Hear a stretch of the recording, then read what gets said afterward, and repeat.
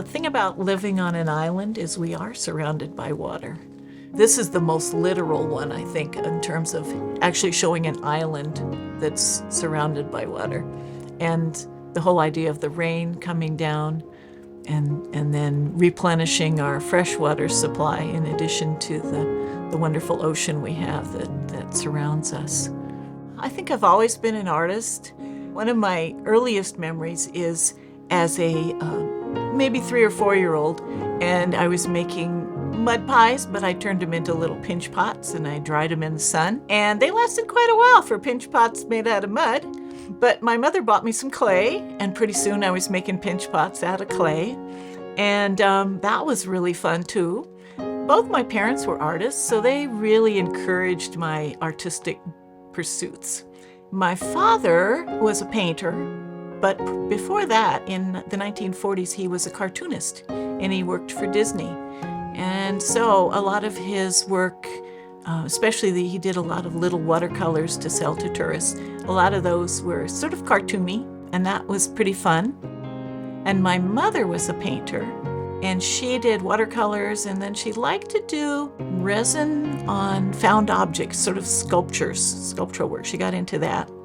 And in Colorado, we would go out to sketch and camping, and I had my little easel and I would sketch along with him and paint along with him. And then we moved to Kauai when I was 10. And on Kauai, we had a little art gallery called the Spouting Horn Studio. It was on the road to the Spouting Horn, right on the ocean. My parents set up all their paintings in the studio and little gallery. And I had my batiks. I started doing batiks with my mother and continued to do the clay. And because we lived right across from the ocean, we went snorkeling every day. And in high school, I had a teacher named Carol Yatsuda, and she was wonderful. So we kept going with more ceramics and more clay. So when I went to the university, I thought, I'm majoring in ceramics. That was my major. And that went along really well, but one day I saw a room full of looms, and I thought, I want to learn how to weave. So I took a weaving class, and this was from Jean Williams and then Hester Robinson, who were founders of the Handweavers Hui. One of my first weavings was in the college art show, and it sold to the State Foundation on Culture and Arts. Well, that was encouraging. So I did more weaving, and I sold some more to the State Foundation. And I decided, for my master's degree, I think I'll just major in fiber arts. So in fiber arts, for my thesis, I did a lot of work with hand stitching on welded steel frameworks. And they were very sculptural. I married a ceramic artist, Yukio Ozaki, who teaches at Chaminade. And we had a couple of kids. So prior to that, I was teaching. As soon as I got my master's degree, I was teaching at the University of Hawaii Fiber Art. But when I had my son Reef, I decided I want to be a full-time mom. And then I had Clay a couple of years later. And I stayed home and got to be a full-time mom. And I loved being a full-time mom. Cub Scout leader, co-op leader. We did a lot of fun things together. But then pretty soon, they went to school, and I started working at the Contemporary Museum as a museum educator.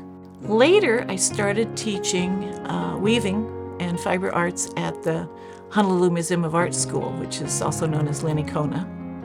And I did that right up until COVID hit and we got shut down. I also was working with the Hawaii State Foundation on Culture and Arts with their Hawaii State Museum Art Bento program. So I did that for a long time. Oh, and I taught summer school at Iolani. And at Iolani, I taught sewing and fiber arts, and I had girls in my classes, which was really fun because I had my own sons who did not want to learn how to sew and weave. And so I got to hang out with some girls and teach them sewing, and that was a fun time. Now, after COVID, I'm teaching at the Handweavers Hui classroom, which is right at the Downtown Art Center, and I'm teaching batik and mixed media fiber arts. I work in a lot of media. Batik was one of my favorites for a really long time, and they were selling quite nicely at our little art gallery. And a lot of those were landscapes, ocean, fish. And then I did a series that was more narrative, which was about my family. And those had pictures of my family and me doing batiks and some of my more famous relatives that did various things. And so that was a more narrative era. Oh, and then I did some work about my sons and being a mom. And that was in a show at HPU Gallery called The House at Pooh Corner. And it was all about being a mom and how the little kids would play in our yard. And it was handmade paper on hardware cloth screening. So it was kind of three-dimensional pieces. So now we are at Temple Emmanuel. We started our own nonprofit Glass Fusion Collective. And we have a studio up there. We teach classes, and we also have open studio for people that already know how to do it. And the Glass Fusion Collective is the co-sponsor for this Surrounded by Water exhibit. So the water, surrounded by water, this is totally my favorite thing, to go snorkeling. Nowadays, when I have a day off, I go to the beach as often as possible. And turquoise is my favorite color. So surrounded by water was a theme that I could really relate to. I like to sit on the beach and just gaze at the water, but I also bring my sketchbook, and I usually make a few sketches. Water was a theme of a group show that I did a few years ago.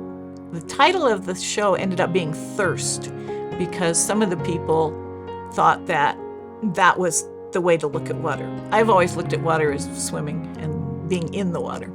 So my work was all about that, and I had started to do hand felting wool into silk.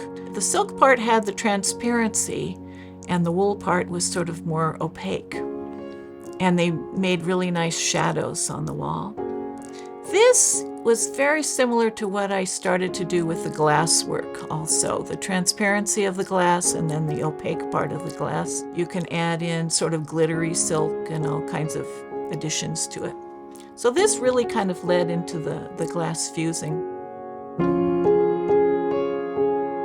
In 2007, Dave Roberts, who was teaching ceramics at Iolani School, he started a glass program, and my sons were there, so I had an after-school parent class with him, and that led to really liking working with fused glass. When I work with fused glass, it's kind of like collage for me. I cut out shapes, and then I stick them together, and I play with the transparent and the opaque areas. I put in some frit for some glitter. There's these things called stringers, which are like spaghetti, and you can add more of those for texture. And I just love how it all fuses together in the kiln. You glue it together a little bit, and then you stick it in the kiln, and it's like magic when it comes out. Okay, so this is another version of Rain on the Water. Here's the stringers coming down. They're hitting some clear frit here and some other colored frit. This frit is layered between the turquoise and the backing glass. So it's frit, but it's hiding underneath. Very similar to what happens with Rain on the Water. And then more frit in these areas as well. Frit is just a ground up glass, and you can grind it up fine, medium, or chunky. These are some pieces that were full fused with layers and layers stacked up and then sliced and then fused again, so you get a marbleizing color happening. At one point it was just patterns, textures. Then I decided it needed some fish. So I added some fish in, some curvy stringers, and the fish are swimming upstream. For me, it's a very spontaneous, intuitive medium. Weaving is the opposite. Weaving, you got to plan it out. You got to figure out what you're doing from the get-go, how many warp threads you need, how it's all going to come together. And even then, you don't really know until you're done. But you've already put a lot of effort into planning. With glass, I don't plan ahead. I just plop a piece on and see what happens next. And with a theme like water, it's perfect. I can just cut a little piece of glass and add another piece of glass, and pretty soon it's all waves and water themes. The ocean is kind of unpredictable in that you don't know whether you're going to have a lot of waves. You don't know whether it's a clear day until you get in and put your mask on and look down and say, oh, the water's pretty clear today, or maybe it's not so clear and there's a lot of waves. And that can happen with the glass too. Sometimes when it fuses, it gets more opaque than you thought it would, or the colors interact with the color underneath. So there's some spontaneity with going snorkeling and going to the beach, as well as working with glass and just kind of playing with it. I like to play with it a little bit. For both mediums, weaving and glass, I tend to make wall pieces. And I guess I think of them more as fine art, sort of like painting. I didn't want to be a painter because my parents were already painters. I wanted to do something a little different. So I went into crafts, all different crafts. But I still think that putting them on the wall gives them a little bit of fine art quality. It's a little different from making functional things. A lot of people like to weave dish towels. Some people like to just make bowls with glass and things that people can use. But I'm always being very impractical. I make wall pieces.